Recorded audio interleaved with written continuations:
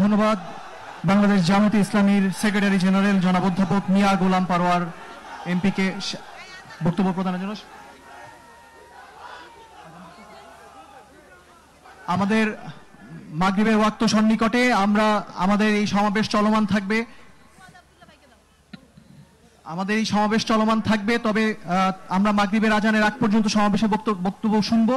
তারপর যেই সংক্ষিপ্ত নামাজের বিরতির পরে আমাদের সমাবেশ চলমান থাকবে, কারণ আমাদের মাঝে আরো বেশ কিছু বর্ষিয়ান রাজনীতিবিদ এবং গণ্যমান্য ব্যক্তিরা উপস্থিত রয়েছেন, তাদের বক্তব্য আমরা শুনবো। তবে এই পর্যায়ে মাগরিবের নামাজের বিরতির আগে আমরা শেষ বক্তব্য শুনবো এবি পার্টির সদস্য সচিব ফুয়াদ ভাই।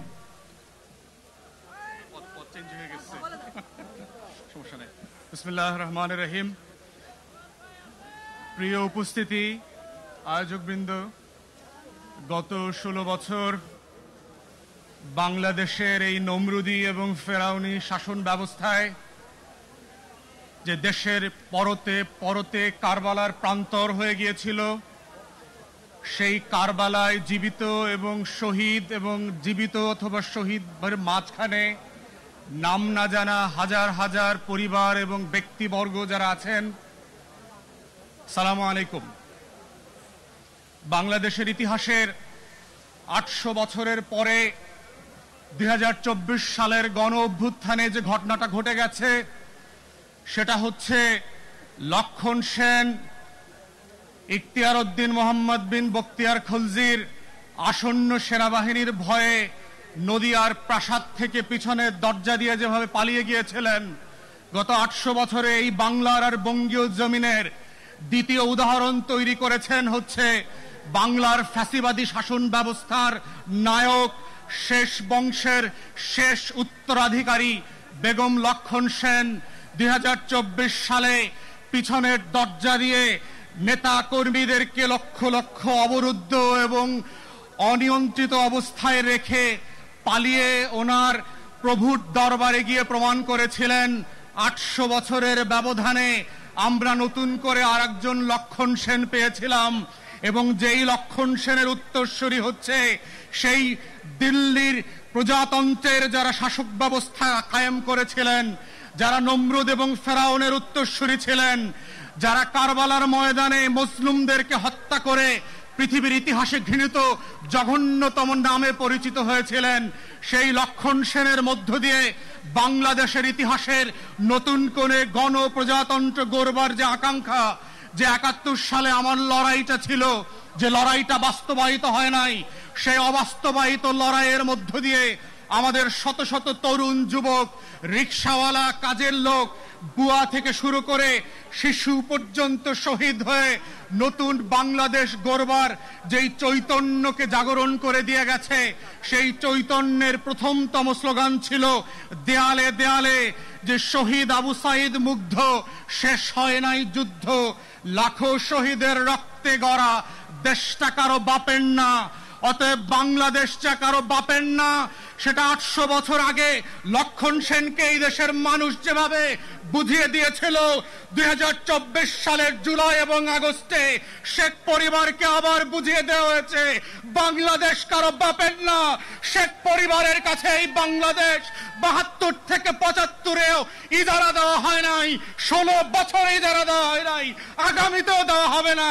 যারা ব্যাকডোর দিয়ে আওয়ামী লীগকে পুনর্বাসনের দুঃস্বপ্ন দেখছেন, আওয়ামী লীগ যেভাবে বাংলার ইতিহাসে মুসলিম লীগ হয়ে গেছে, যারা আওয়ামী লীগকে পুনর্বাসনের চেষ্টা করবে, যারা সংস্কারের বদলে, বিচারের বদলে আওয়ামী লীগের নেতাদেরকে গ্রেফতার করবার বদলে লুটপাটের রাজতন্ত্র কায়েম করছে, তাদেরকেও মনে করিয়ে দিতে চাই, মুসলিম লীগের ইতিহাস থেকে শেখেন।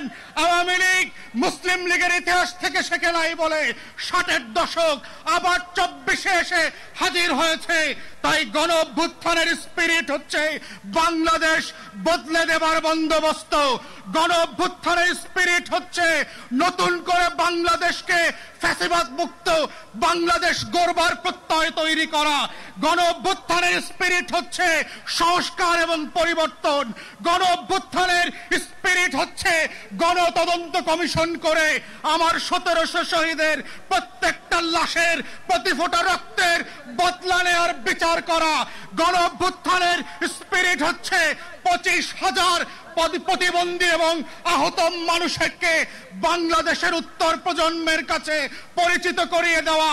গণতদন্ত কমিশনের মধ্য দিয়ে গণ অভ্যুত্থানের স্পিরিটকে বাস্তবায়ন করবার জন্য আমরা এখন পর্যন্ত দেখি নাই অন্তর্বর্তীকালীন সরকার গত 4.5 মাসে একটা তদন্ত কমিশন করেছে। আমরা গত 4 মাসে দেখলাম না পিলখানা গণহত্যার জন্য যারা আমরা রাস্তায় রাস্তায় মিছিল করেছি গত বছরগুলোতে, তাদের বিচারের জন্য একটা তদন্ত কমিশন হয়েছে। আমরা এখন পর্যন্ত দেখলাম না গত 4.5 মাসে এই বিচার ব্যবস্থাকে ঢেলে সাজানোর জন্য ন্যূনতম আয়োজন করা হয়েছে। অন্তর্বর্তীকালীন সরকারের উপদেষ্টা আছেন, আমরা মনে করিয়ে দিতে চাই রাজপথের লড়াইকে ভুলে যাবেন না। রক্তের বদলাতের রক্তের যে বিচারের দাবি এসছে সেগুলোকে ভুলে যাবেন না। আমলাতন্ত্রের ফাঁদে পড়বেন না।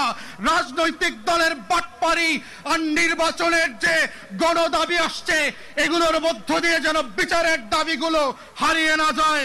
তাই আমরা আশা করছি বাংলাদেশের ইতিহাস বদলে দেবার যে লড়াই 24-এ হয়েছে এর প্রত্যেকটা পরতে পরতে বাস্তবায়নের দায়িত্ব আপনাদেরকে নিতে হবে। না হলে ফ্রেঞ্চ রেভলিউশন থেকে, রুশ বিপ্লবের ইতিহাস থেকে শিক্ষা নেবেন। আপনারা এবং আমরা গিলেটিনের নিচে আছি, বিচার করবেন, না হলে আমরা এই বিচারের মুখোমুখি হব।